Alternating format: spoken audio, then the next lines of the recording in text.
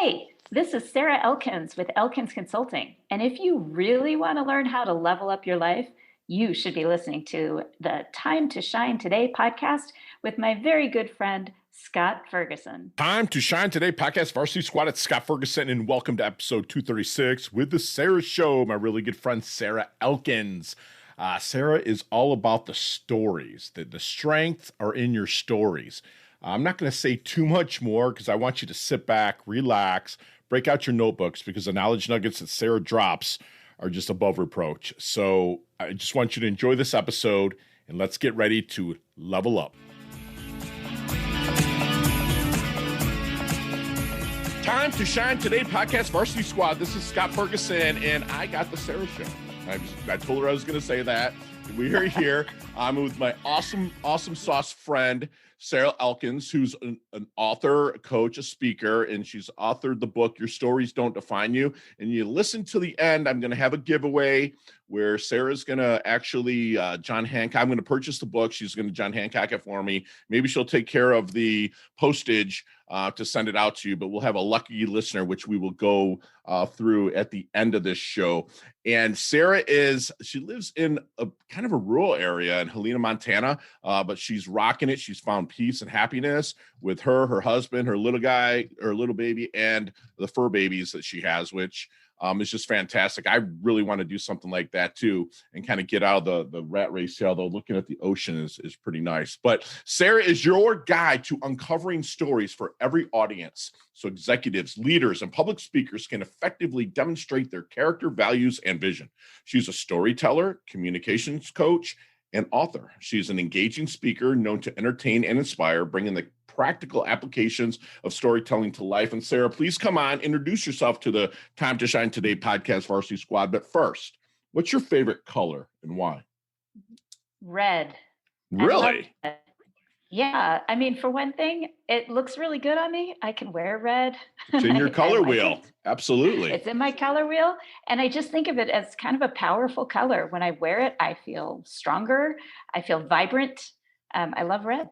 Love it. I love it. And red is like there's a method to my madness. One, we build all your marketing around the color red, right? Because you said it. But we also like kind of get a personality gauge. And for the 5 minutes, 7 minutes we talked earlier, it's like, you're not the common red, which is, I'm sure there is a side of that, but that's awesome. So thank you for being transparent and honest. So Sarah, let's get into your story. Let's get into your roots and kind of like what brought you to being the awesome, I'm going to call you a coach sultan because I know you're a consultant and a coach. So what made you the awesome coach sultan that you are today? You know, it started when I was so young. I was always being asked for advice and guidance. My little sister always asked me, all of her friends came to me. And it was interesting, even in every job I ever had, I think the reason is that I create a space where people feel safe to share things with me. I share a level of vulnerability that I think is kind of uncommon. And it seems to allow people to feel that safe place to be able to share things with me that they wouldn't share with anyone else. And I think my specialty really is people who generally are not touchy-feely people. You know, the people who they may be affectionate like me, but they're kind of uncomfortable with emotion. But they're dealing with stuff that they don't really know how to deal with. And what I love to do is do the Strengths Finder assessment, find out really how they lead and how they build relationships, and then start looking at the stories that are affecting their internal messages. We kind of dig down into the things that happen in your life that you've been defining yourself by those things that happen in your life, rather than shifting the story so that you can define yourself with more intention. I love that you said shift because everyone today is using pivot, you know, so, you know, I'm going to pivot. Like I'm a big believer in shifting. I guess I could say shivit. I guess I could use that. Right. But no, I love that. So let's go back to the vulnerability. Okay. Like, what is some of your maybe secret sauce, if you don't mind me sharing, when you're maybe in a discovery place with someone that you're possibly bringing on to coach them or consult them to help them find their blind spot through the vulnerability? Well, I tell them some of mine. Okay. One of the things that I love to describe is that when I was writing my book, I really struggled with that last part. I did pretty well in the beginning, wrote like 50, 60% of it, but then I struggled with it. And when you look at my StrengthsFinder results, I have strategic, activator, and adaptability all in my So do top I. five. I Yeah. love it. So you and I, we don't do routine. No, Like man. there's no such thing as we have habits for sure, but we Sure. don't do routine. And I kept getting all these resources from family and friends trying to be this is how you write a book. And here's an article from this author who says that this is how you write a book. All of them, I'm not exaggerating, all of them talk about finding a routine, being in the same place, same time every day with your cup of tea and your cat or whatever. I don't have a cat, by the way. I'm a dog person, but Me too. Well, I we, have cats, but but I I, have my pit bull. Absolutely. oh God, I love pit bulls. Anyway, so I'm reading all this stuff and I'm trying to force myself into this person who is a writer that is not what works for me. And finally, I got so frustrated with myself. I'm looking at my strengths because I have my top 6 actually listed right in front of me on my desk. And I'm looking at these going, wait a minute, if you were coaching someone with these talents, what strategies would you help them come up with? What strategies would make sense for your strengths since consistency is like number 28 on my list? No such thing as consistency. And what I ended up doing is I started randomly putting in 15-minute increments in my calendar, randomly. And I Mhm. wouldn't schedule anything for the next 45 after that. I had my Okay. laptop with me everywhere, Mhm. and I had the book on my hard drive.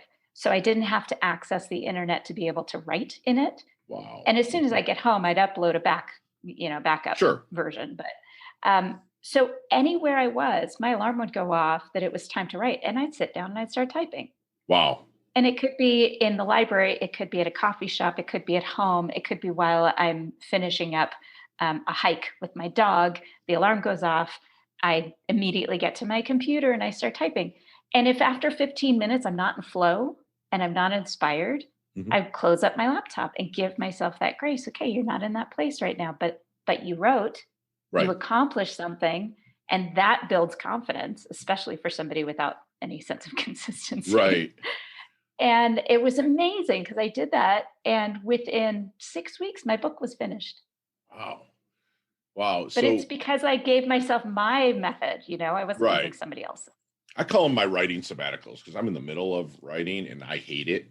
Okay. I think I told you off camera and off audio here that it's like I've never invented anything. I've brokered real estate my whole life. I have a podcast I didn't invent. And so it's like this book is the first thing, and I'm having such a hard time. But I have my, times that are set for my writing sabbaticals, and it's really helped out. So I think we run in parallel lines with that. Mhm. So what do you think then makes a great coach or leader?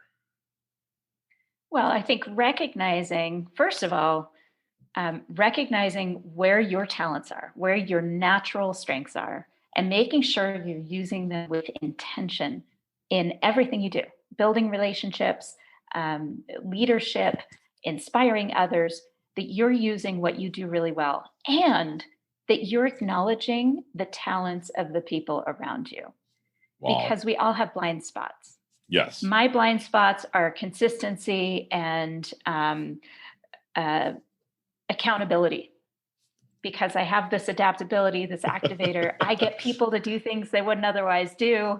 That's one of my Sure. talents is to get people to step out where they wouldn't otherwise do it. It's a very common comment. I would never have done that if it wasn't for you. Like I get that a I lot. love that. But where I am having some blind spots is accountability. How do I keep myself accountable? Sure. And I look to other people and other tools to help me there. And Right. what that does is, first of all, it makes it so that I don't have to do the things that absolutely drain me. Excellent. Love it. And if I'm acknowledging somebody else by either paying them or trading for coaching, Sure. then what I'm doing is I'm saying, you're really good at this. Hmm. And I'm not so good at this. So I need somebody to help me out with this blind spot. So you're building a stronger relationship. Love it. You are acknowledging that you don't think that way Right. and that sometimes it's going to be frustrating. like I have the kind of person in my life that just says no when I Hmm. ask, like, well, we could do this. And they're like, no. But what I Right. realize is that if I give them time to think through what I'm asking them to do, tell them Sure. what the resources are we're going to need, then they'll eventually say yes. But that first no can be really frustrating. But I Absolutely. need that. I need that in my Yeah, you life. need that. No, you need to get that. I find that with my clients as well. So, how can I ask this? When you're starting to work with a client, or maybe they're still in the discovery period, is there any good question that you wish that they would ask you but never do? Oh, that's a good question. It's time to shine today, baby. Well, I kind of wish that they would ask me um, where where I immediately get an impression that they are magic. Okay. So one of the things I notice is that when I'm in discovery, people have a tendency to tell me all the things that are wrong. Sure. And they never ask me, where do you see my magic? Wow. What do you think I am just in your first impression? Where do you think I'm good? Where do you think I have potential? Wow. I would love to be asked that because when you're really intuitive Uh-huh. and a really good listener, you pick up on what people are really good at, Yes, you do. things that they dismiss. And I think that's how we know our talents is when we're so dismissive of the compliments we get about them because it's so natural for us. We're like, oh no, everybody does that. Sure. And this is not true. So if somebody asked me that question, I could pinpoint immediately, this is what you're really good at. This is what your magic is. I love that. Love that, Sarah. So, have you saw the movie Back to the Future? Of course. I Okay. love that movie. So let's go back and let's get in that DeLorean with Marty McFly. Let's go back to the 22-year-old Sarah. I don't know if it's Elkins yet, but let's go back to the 22-year-old Sarah. What kind of knowledge nuggets? That's what we call them here at Time to Shine today. What kind of knowledge nuggets are you dropping on the 22-year-old Sarah to maybe help her level up, shorten the learning curve, and blast through? Well, first of all, I would give her the Mae West quote. I only regret the things I didn't do. Right. Because there were so many times where I had opportunities to get on stage or be part of something or jump in the ocean where I was so concerned about I was so self conscious Mm, that I wouldn't volunteer. I wouldn't do okay. it because I was so self conscious.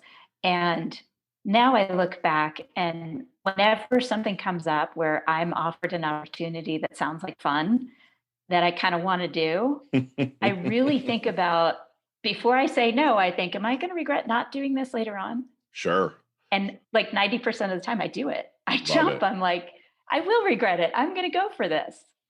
Love that. I love that you're get busy living, LIVIN. You know, you either get busy living Mhm. or get busy dying, and might as well take advantage of the things your subconscious just been sitting in there, right? Saying, man, that'd be awesome doing that opportunity comes along. That subconscious is actually attracted that opportunity to you. You've been doing things to make it happen and just get after. I love it. So how do you want your dash remembered then? That little line in between your incarnation date and your expiration date, your life date and death date on your tombstone, if you will. How do you want your dash remembered, Sarah?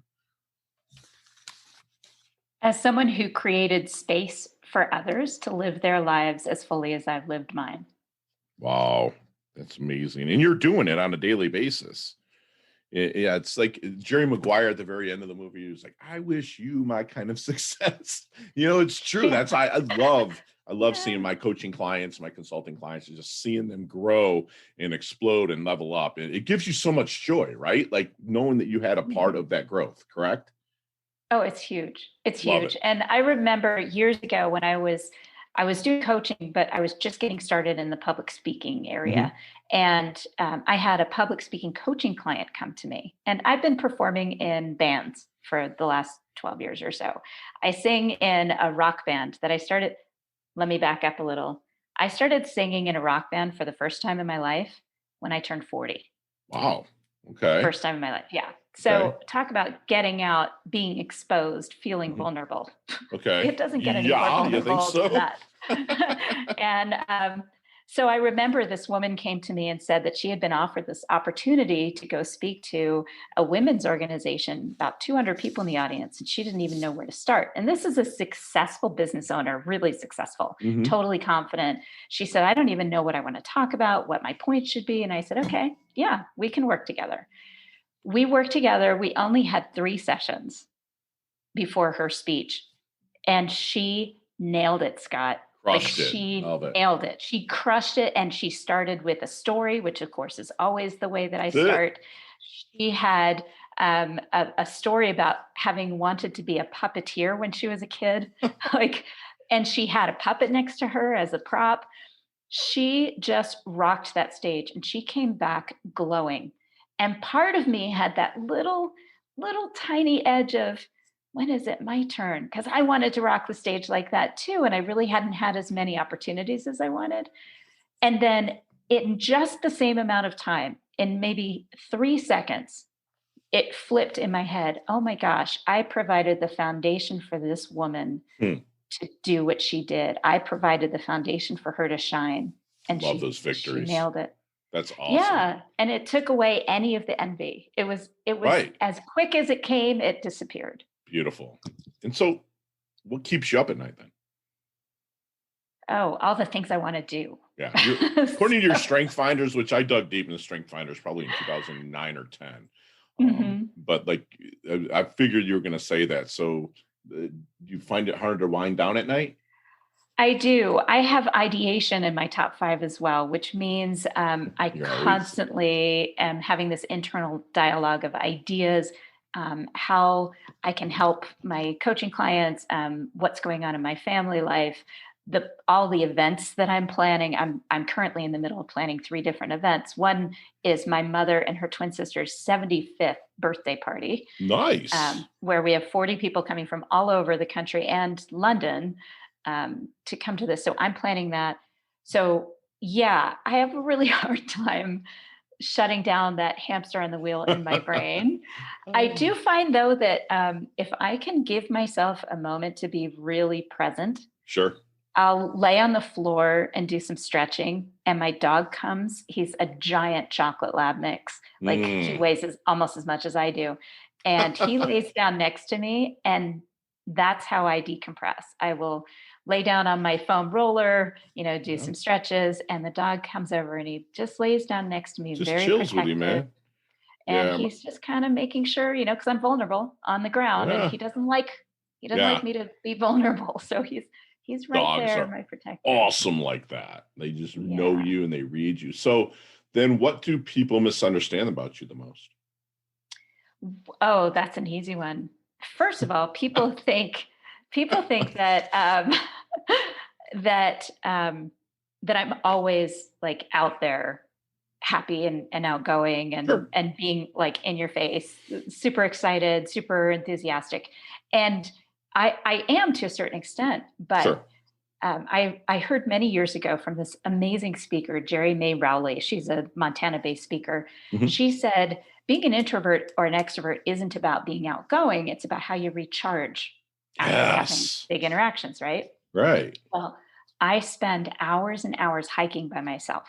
Okay. Well, with my dog, not completely by myself. My dog is great company. Hopefully. And he protects me. Right. Yeah, we have mountain lions. And so I like to have my dog with me. But hours and hours. And it wasn't until 2020 that I realized how important that solitary time was for me. Wow. Yeah. So yeah, that's somebody, and people misunderstand that I'm not a touchy-feely kind of person. Like I get kind of uncomfortable with emotions sometimes. Sure.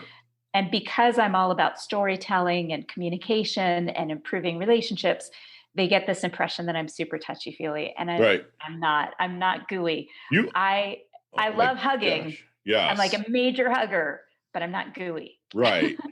You and I are so parallel. Like people see me on stage and they'll laugh about it. Like Fergie, because I'm a big rebounder, like a trampoline, right? Do it every day. I've did it for almost 11 years. Changed my life. It gets all the lymph fluid flowing. I bring it out on stage with me. I'll do it while I'm talking to people and just be fired up, and people laugh. I keep them engaged, but bring them up, have them rebound while I'm talking to everybody else. And people like Fergie, like, but they also see me. I go right back to my room. after I'm done. Mhm. Like I'll mingle for a minute, but then I go back to my room knowing that I'm spent from leaving it out there, and I need that time Yeah. as well. And you and I are so Yeah. parallel on that. That's awesome. So So go I have a ahead. question for you now.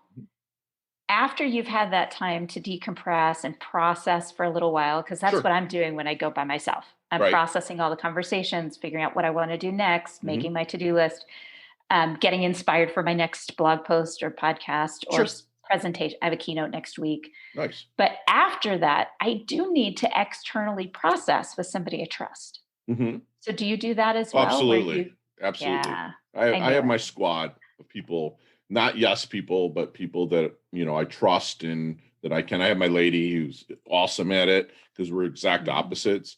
And then I have a couple of like friends, you might actually know one of them. And, I can decompress and if something just hit me or an idea or something, I immediately put in my app that I use and I use that to move forward because so many things happen while you're performing, for lack of a better term, the ideas come in and it's like you just have to decompress it when you're done. And yeah, Mhm. I'm just been blessed really to surround myself with the people that I have. So let's take out of this equation your cell phone, let's take out your computer, notebook, like anything electronic. What are three things that Sarah can't live without? My espresso. I Okay. have to have my espresso in the morning. Yeah. And you're not talking people, right? It Because can my be people, dog, places, or things. It can be okay, anything. my dog is definitely on that Absolutely. list. And I would say a book, fiction, Okay. something that clears my head. Yeah. I love it. I love it. I love it. So I always add chicken wings in there because I'm a chicken wing snob. um, so what is Sarah's definition of a life well lived? Oh, it's all about the success of your relationships, the satisfaction of your relationships. So, some of my coaching clients, they're hitting that point in their 40s or 50s where they're just not satisfied with their relationships and they don't know why. They haven't been able to pinpoint where it's coming from. And that's the magic of understanding how you think, how you solve problems, how you build relationships, whatever tool you use. I happen to use StrengthsFinder assessment. Yeah. There's the Enneagram, there's DISC, whatever tool you use, it it really helps guide finding satisfaction in your relationships. Right. And especially if you hire a good coach. Whatever the assessment you use, find a good coach to walk you through the results Yes. so that you build relationships in the way that's meaningful to you. Love it. And life well lived is, I don't hear anyone in their 90s wishing they worked more or wishing that they hadn't spent so much time with their friends, right? Like, Right.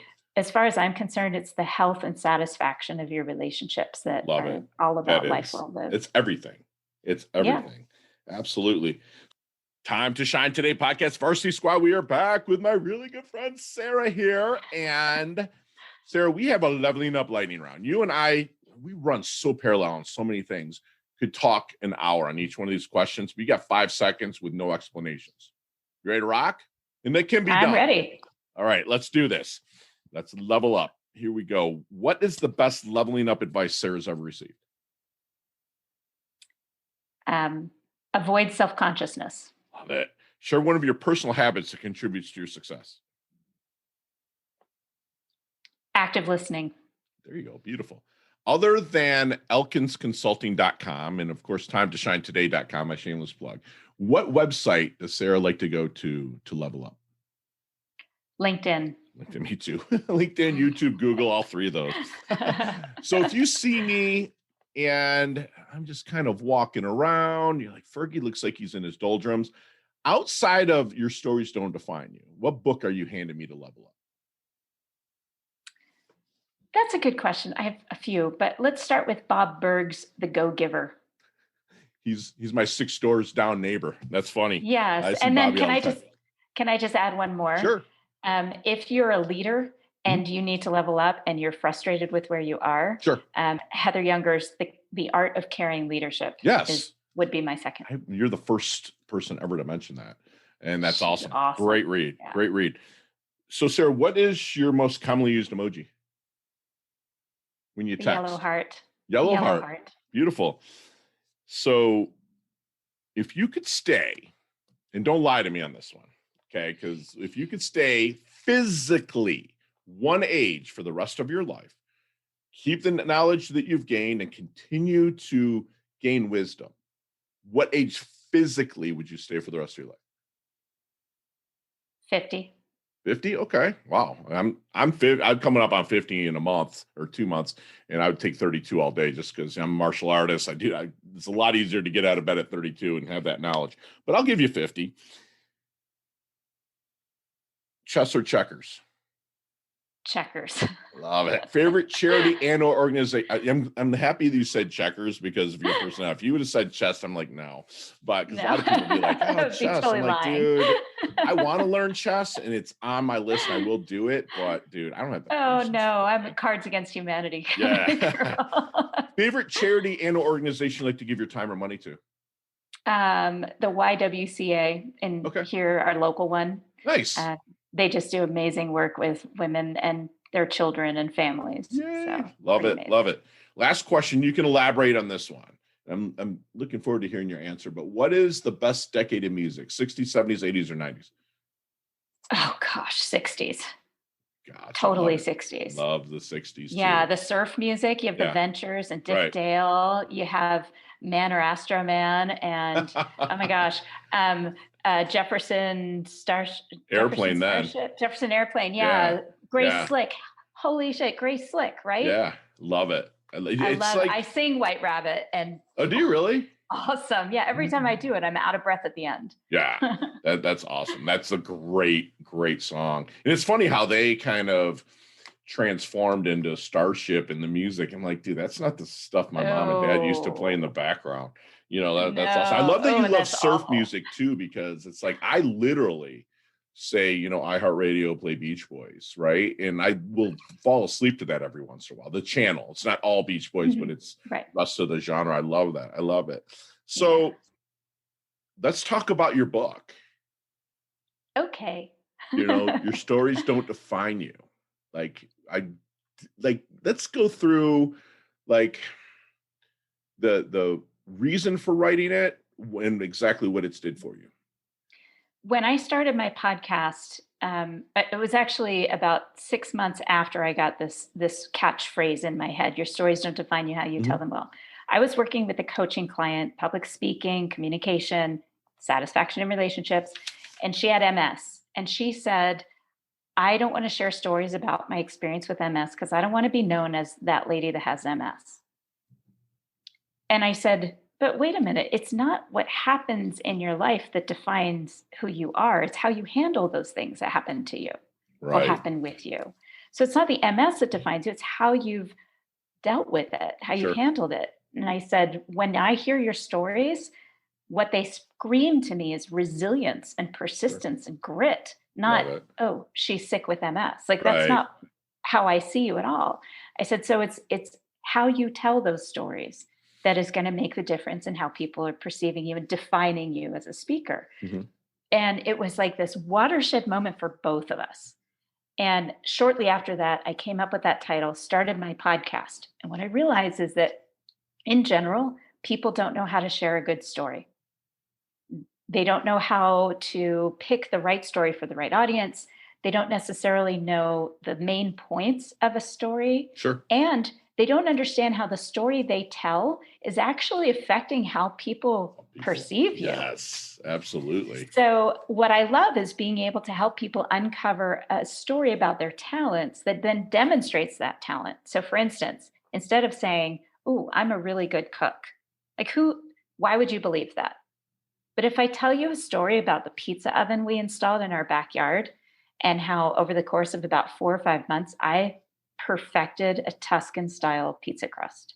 Wow. And the first one that came out of the oven last week when we had guests over it had this browned butter and sage on it, just like slathered on the top, capers, a little bit of goat cheese chev and some red onions. And it came out of the oven and it's just bubbling up on the sides and you break into it and it's that elasticy crust. And oh my God, the flavor was amazing. Make me hungry. Okay.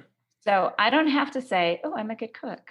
Right. right? I told the story. Right. So Right. when I realized people don't know how to do that, they don't know how to be intentional about what you want to demonstrate to your audience about yourself, about your Mm, character through a story that you share.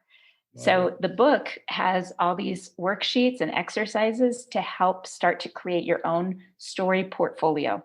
So Love you it. start collecting the stories that are going to demonstrate the character, the values, the vision, your talents, your skill set. I don't have to tell you I'm really smart if I can tell a story that demonstrates that, or I'm a team player. Yeah, Yes. everyone says that. So tell me a story that demonstrates that, Love it. that is about other people. It's not Sure. just about you. You have to have the other characters, and that's what the book is designed to do. Love it that it's interactive too. And I love that you and I had a conversation before this that I'm all about stories. My squad of listeners are all about stories and not spreadsheets. I love that you did this. I can't wait to dig into it. I'm ashamed to say I haven't yet, but I definitely will. And squad, we're going to have a giveaway for my good friend Sarah's book, Your Stories Don't Define You, How You Tell Them Well. If for the first person that comments on any one of our posts, whether it's Twitter, Facebook, Instagram, LinkedIn, Pinterest, we'll just say you have to put in there Sarah's show. And if you put in there, I'll know that you've listened to this far, and we'll make sure that we get a book out to you. Again, on Time to Shine Today's Dime, that Sarah hopefully will sign for us and send it out. And I cannot wait, really, again, to dig into it. So, Sarah, do me one huge favor and leave the Time to Shine Today podcast Varsity Squad with one last knowledge nugget that you want us to take with us, internalize, and take action. When you're about to face something that is stressful or uncomfortable for you, develop a theme song. You have to have a list of theme songs that you use for particular situations where you need strength. So, one of mine is Feeling Good. Mm, And another one is I Feel Good. I feel good. yeah, Da-na-na-na-na-na. yeah. When I'm about to step on stage and I need that kind of energy, that's my theme song that goes in my head. I So I would encourage everyone to have a list of theme songs, an emotional one for when you're feeling sad, a power one, RESPECT. yeah. You have theme songs in your head for those moments when you are uncomfortable or you just need that boost of power and control, internal strength. I So love yeah, that. It's funny that you do. It's like I love "So Glad You Made It." So ah, glad you made it. I think it's I Steve love that Winwood. song. Hmm. Fantastic, and I think he was like only like 16 when he sang that song too. It's reason. And then also I'm an Eminem, guy that I have, before martial arts competitions and stuff like that. I have in my ear. That's fantastic. And squad, you've just got really a free masterclass from my good friend Sarah Elkins. She's my friend. She's a coach. She's a speaker. She's an author. She wants you to create space, and she wants to create space for people to feel safe and understand that it's okay to be vulnerable. She'll say that a great leader will recognize where their strengths are, use those strengths with intention in those gifts. And when she's coaching people, she'll acknowledge other people's strengths. And so when you're starting to work with a coach, Sarah will say, ask them where they see the magic within that first impression. See where they're going to see the good in you, because she made a great point that a lot of people come and just say what's shitty in their life and what's not working.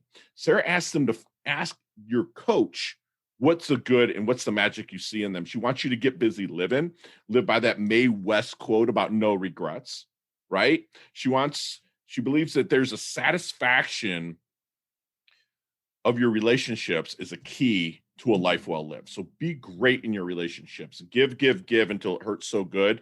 In line with people, they're going to help you where you're not exactly strong. Okay. She tell you like the stories don't define you, how you tell them well. And that's actually the title of her book.